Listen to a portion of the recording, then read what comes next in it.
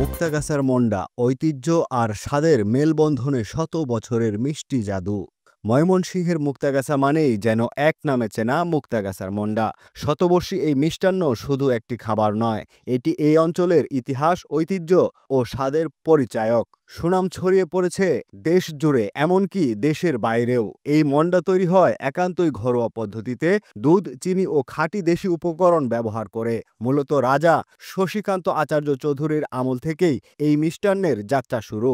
তখন রাজবাড়ির অতিথিদের আপ্যায়নের জন্য তৈরি হতো এই মন্ডা। পরবর্তীতে স্থানীয় ব্যবসায়ীদের হাত ধরে এটি হয়ে ওঠে মুক্তাগাছার ব্র্যান্ড পণ্য।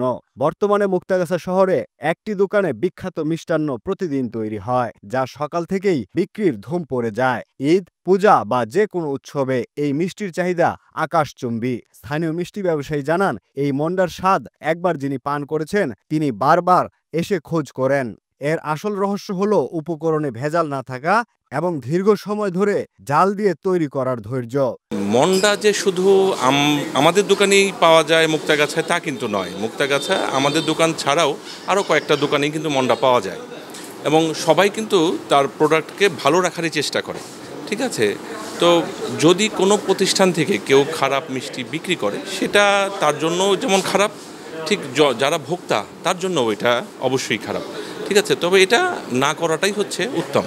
অতিথি আপ্যায়ন হোক বা উপহার, মুক্তাগাছার মন্ডা এখনো গ্রাম বাংলার মানুষের ভালোবাসার অন্যতম বাহক। নতুন প্রজন্মের কাছে এই মিষ্টিকে তুলে ধরতে উদ্যোগ নিচ্ছে স্থানীয় প্রশাসনও। এমন ঐতিহ্যবাহী পণ্যের প্রচার এবং সংরক্ষণে আরও মনোযোগী হওয়ার আহ্বান জানিয়েছেন সচেতন মহল। মুক্তাগাছার এই গর্ভ যেন যুগ যুগ ধরে একই স্বাদে টিকে থাকে, এটাই সকলের প্রত্যাশা। ভেজালকে প্রতিরোধ করা আমাদের নাগরিক হিসাবে দায়িত্ব।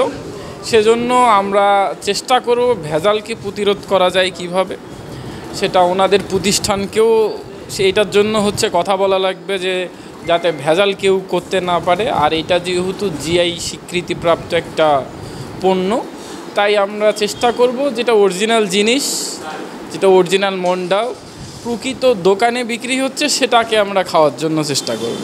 এটা অবশ্যই খারাপ, এটা অবশ্যই খারাপ। যেখানে আমি আমার একটা জিনিস আর একজন ডুপ্লিকেট কপি করে বিক্রি করতেছে, তো এটা তো খারাপই না। এটা তো অবশ্য একটা প্যানিক হয়, কিন্তু তারপরও আমরা অরিজিনাল লোকেশন নিয়ে আসছি যে এখানেই পাওয়া যায়। না, অবশ্যই তারা হয়রানি তো হবেই, এটা ঠিক না তাহলে।